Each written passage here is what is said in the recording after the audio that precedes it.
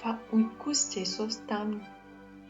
Tsy anjaranareo ny ahafantatra ny andro na ny fotoana izay fanotendren'ny Ray amin'ny fahefany ireriany.